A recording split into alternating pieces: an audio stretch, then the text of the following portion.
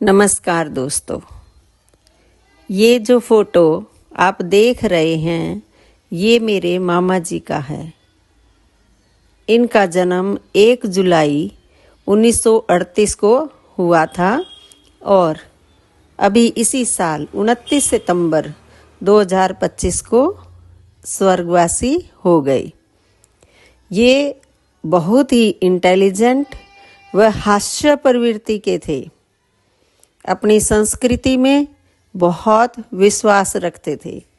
जहाँ ये खड़े होते थे, इनके चारों तरफ इनके चाहने वालों की, चाहे कोई अनजान भी होता था, सब इनको इतना पसंद करते थे कि इनके चारों तरफ मेला सा लग जाता था। मामा जी ने अपनी सारी जिम्मेवारियां बहुत ही अच्छे से निभाई, चाहे वह बहन का रिश्ता हो या कोई और। मेरे मामा जी जैसे भाई आज के समय ढूंढे से भी मिलने मुश्किल हैं। मुझे भी 3 वर्ष तक उनके पास रहने का सौभाग्य प्राप्त हुआ। वे टाइप और शॉर्ट हैंड के मास्टर थे। उनकी इंग्लिश बहुत ही अच्छी थी। एग्रीकल्चर डिपार्टमेंट में एडमिनिस्ट्रेटिव ऑफिसर से रिटायर होने के बाद हजारों स्टूडेंट्स को इंग्लिश व शॉर्ट हैंड की कोचिंग भी देते थे। उन्होंने इतने स्टूडेंट्स को कोचिंग दी। उनकी 2006 में हरियाणवी कहावतों पर एक पुस्तक पब्लिश हुई, जिसको मैं वीडियो का रूप देने की कोशिश करूंगी और अपने मामा जी लेट श्री ओम प्रकाश जी को श्रद्धांजलि स्वरूप भेंट करूंगी। मैं आप सबसे उम्मीद करती हूँ कि आप उनकी रचनाओं को पसंद करेंगे। उनकी पहली कहावत है, या ले अपनी अठन्नी, रोए बिना नहीं रहा जाता। एक गांव में आम रास्ते के बिल्कुल पास एक मंदिर था। उस मंदिर में कोई भी साधु घने दिन तक नहीं रहे था। मंदिर साधु के बिना सूना नजर आवा था।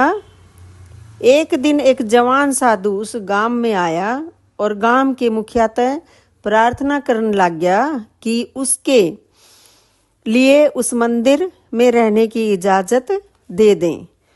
वो उस मंदिर की देखभाल भी करेगा और भजन बंदगी भी करेगा। मुखिया ने साधु तो उस मंदिर में रहने की इजाजत दे दी। वो साधु उस मंदिर में रहने लग गया। गांव में तो आटा और घी जोत के लिए मांग कर लाता। साधु का स्वभाव बहुत घना नरम था। खास तौर पर जब कोई गांव की छोरी अपने माँ बाप, बहन भाई, सखी सहेली से बिछड़कर अपने सासरे जाती और रोती तो उस साधु तभी नहीं डटा जाता। वो भी उस छोरी ने रोती देख का खूब जोर तय हुरलाटा देकर रोवन लाग जाता। ऐसे कई मौके हो चुके थे। जब भी कोई छोरी अपने सासरे जाती दफा रोवती तो साधु भी मंदिर में तन लिकड़ के आवता और जोर जोर तर रोवन लाग जाता। गांव के लोगों ने सोची कि ये तो बात सही नहीं। एक छोरी का बटेऊ और कोई आदमी अपने मन में क्या सोचता होगा। छोरी के माँ बाप, बहन भाई, सगे संबंधी तो ठीक रोवस हैं छोरी के बिछोड़े पे, पर यो साधु मस्टंडा भला क्यों रोवस है। यो शक आला काम हो जैसे गांव के मुख्य तथा दूसरे लोगों ने यो फैसला करा जब भी गांव की कोई छोरी अपने सासरे जा, उस साधु ने छोरी के जानते एक दिन पहला एक अठन्नी भेंट के तौर पर और उसका मुंह बंद करने वास्ते दे दे, ताकि वो साधु जब कोई भी छोरी अपने सासरे जा ना रोवे। कुछ दिन के बाद गांव की एक छोरी ने अपने सासरे जाना था। बटेऊ उसने लेन आ गया था। उस छोरी का बाप और 2-4 गांव के मानस उस साधु ने एक अठन्नी दे आए और उस तक कह आए जब कोई छोरी उसके मंदिर के धोरे के रोवती अपने सासरे जा तो उसने नहीं रोना से। अगले दिन सरबती ने अपने सासरे जाना था। उसके माँ बाप, बहन भाई, सखी सहेली जब उसने छोड़न आए तो सरबती जोर जोर से रोने लगी।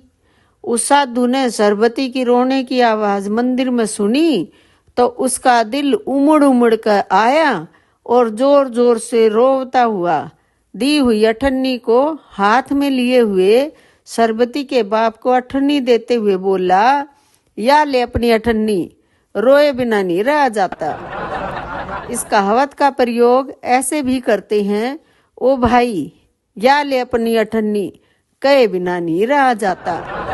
अर्थात इसका अर्थ है यो लिकड़े से एक किसी के दबाव में ना आना और स्पष्ट बात कह देना। दोस्तों, ये उनकी अपनी रचना है। इसको लाइक और शेयर अवश्य करना। धन्यवाद दोस्तों।